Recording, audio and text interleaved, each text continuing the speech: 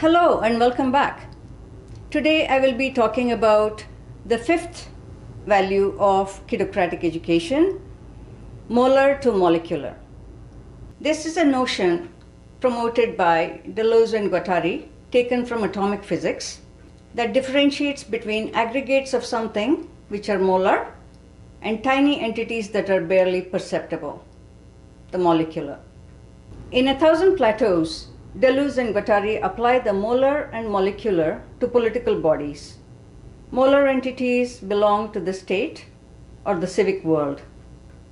They are well defined, often massive, and are affiliated with a governing apparatus.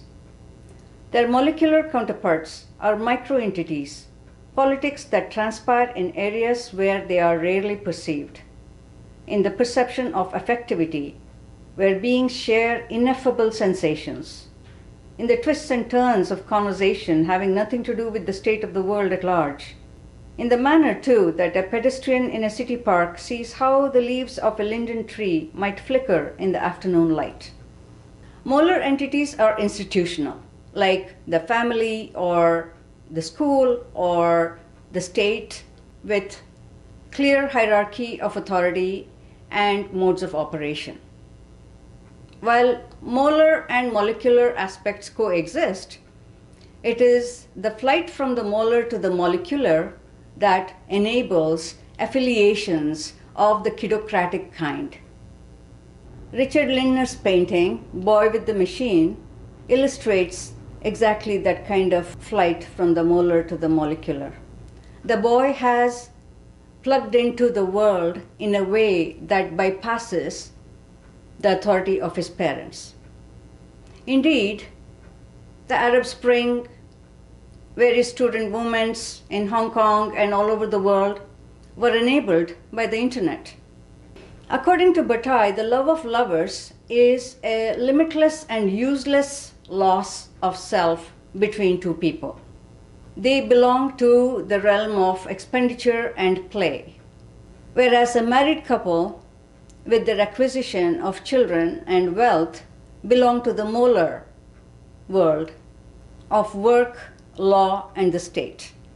In the film The Idiots by Lars von Trier, we see a commune of people practicing something they call spaßing, that is, enacting mental and physical disability in public spaces. They do this to challenge the ableist order of mainstream society and real estate capitalism. They defy familial expectations and risk their jobs. And in private, their rituals of spaßing opens them up to transporting experiences. The Idiots and another dogme film called The Celebration emboldened me to challenge the patriarchal family in my own personal film. Akka Mahadevi, a 12th century poet who abandoned her family to embrace a community of mystical poets, was an earlier inspiration. In a recent film called Eva by Sadaf Faroohi, we see an Iranian teenager defy her family, her school, and finally the state when she removes her scarf in a public space. Perhaps the most incendiary film that provoked molecular forces to defy the molar entity of the state was co-created by a number of people who captured the murder of George Floyd.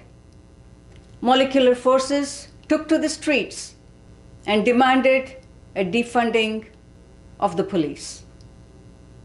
In my next video, I'll speak about kidocratic value number 6, sovereignty versus mastery.